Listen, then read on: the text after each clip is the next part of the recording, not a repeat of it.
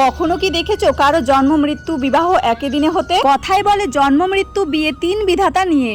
ঠিক এরকম কিছু ঘটনা আমার জীবনের সাথে একটা বিশাল অলৌকিক ঘটে গেছে। তাই আজকে আমি তোমাদের শোনাবো আমার জীবনের সাথে ঘটে যাওয়া কিছু অলৌকিক ঘটনা। তো হে গাইস, তোমরা সবাই কেমন আছো? আশা করি সবাই ভালো আছো। আর আমিও খুব ভালো আছি। তাই তো তোমাদের সামনে আমি নিয়ে চলে আসলাম আমার নতুন একটা ব্লগ ভিডিও। তো জুলাইয়ের 1 তারিখ ছিল আমার বিবাহ বার্ষিকী আর 2 তারিখ ছিল আমার জন্মদিন। তো 1 জুলাই আমাদের বিবাহ বার্ষিকীর দিন আমরা দুইজনে আমরা তিনজনে চলে গেছিলাম একটু ঘুরু করতে আর একটু খাওয়া দাওয়া করতে।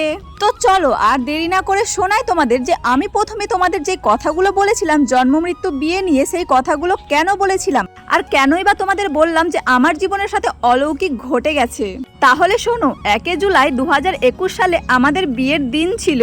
তো আমাদের বিয়ের দিন আমাদের সাথে একটা বিশাল বড় দুর্ঘটনা ঘটে গিয়েছিল। তো সেই কথাটা আজকে আমি তোমাদের বলবো না, অন্য একটা ভিডিওতে বলবো। যদি তোমরা জানতে চাও তাহলে কমেন্ট করো। আর সেই বড় দুর্ঘটনার কারণে আমাদের বিয়ের সময় পিছিয়ে ভোর 3:30টার লগ্নে আমাদের বিয়েটা হয়েছিল। তো এখানে অলৌকিক ভাবে আমার বিয়েটা আমার জন্মদিনের দিনই পড়ে গেল, তাই না? আর একটা কথা জানো তো, আমাদের বিয়েটা ছিল লাভ ম্যারেজ আর আমাদের বিয়েটা 2 বছর ধরে ঠিক করা ছিল। তাহলে তোমরাই বলো এটাকে অলৌকিক বলবো না তো কি বলবো? মানে একটা বিয়ে 2 বছর ধরে ঠিক হয়েছিল, সেইখানে আরো তো অন্য মাস দিন বার ডেট সবই ছিল, কিন্তু সেই ডেটেই কেন হলো বা সেই দিনেই কেন হলো? তাই আমি মনে করি আমার জীবনের সাথে এই একটা বিশাল বড় অলৌকিক ঘটে গেছে। আর যদি কোনো বছরে সেই দিনটাই আমার মৃত্যুর দিন হয়ে যায় তাহলে তো সবগুলোই মিলে যাবে। তাই আমরাও চেষ্টা করি 2 দিনটাই সেলিব্রেশন করতে। তো বিশাল ধুমধাম করে যে আমরা সেলিব্রেশনটা করি সেটাও না, আমরা চেষ্টা করি সেই দুটো দিন দুজন মিলে সেলিব্রেশন করে আনন্দে থাকতে। আর তাই 1 জুলাই আমাদের বিবাহ বার্ষিকীর দিন চলে গেছিলাম আমরা জমিয়ে খাওয়া দাওয়া করতে বনফুল ধাওয়াতে। আর সেখানে আমরা নিয়েছিলাম রাইস থালি আর মাটন। আর ভিডিওটা এডিট করতে করতে জানো তো আমার প্রচন্ড জোরে আবার খিদে পেয়ে যাচ্ছিল। রান্নাটা মোটামুটি ভালোই ছিল, 10-এর মধ্যে 7 দেওয়া যায়। আমি 10-এর মধ্যে 7 কেন দিলাম জানো?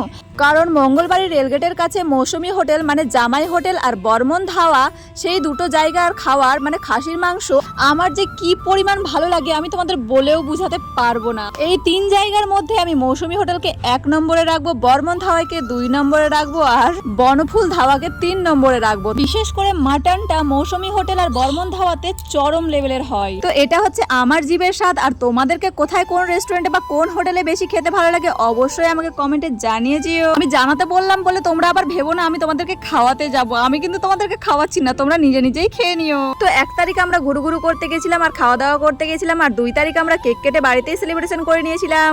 তো এইদিকে দেখো আমার বাচ্চা রেস্টুরেন্টের মধ্যে আর রেস্টুরেন্ট থেকে বেরিয়ে একই রকম ভাবে আইসক্রিম খেয়েই যাচ্ছে, কিছুতেই থামতে চাইছেই না। ও রেস্টুরেন্টে একটা দানাও ভাত মুখে তোলেনি, শুধুই আইসক্রিম খেয়ে যাচ্ছিল।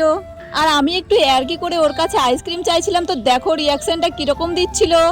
ওর সবাইকে সবকিছু দিয়ে দিবে কিন্তু আইসক্রিমটা কিছুতেই কাউকে দেবে না। আর এটা ছিল আমাদের 2 দিনের মিলিয়ে ভিডিও। তো এদিকে আমরা খাওয়া দাওয়া করে বাড়িও চলে যাব টোল ট্যাক্স পার করে। আর এখানে টোল ট্যাক্সে আমাদের গাড়ির কিছু টাকাও কেটে নেবে। তো আমার পুরো ভিডিওটা তোমাদের কেমন লাগলো অবশ্যই কমেন্টে জানিয়ে দিও। ভালো লাগলে অবশ্যই লাইক কমেন্ট শেয়ার আর প্রোফাইলটা ফলো করে দিও। আবারও দেখা হচ্ছে পরের একটা ভিডিওতে। ততক্ষণে সবাই সুস্থ থেকো, ভালো থেকো, টাটা বাই বাই সবাইকে।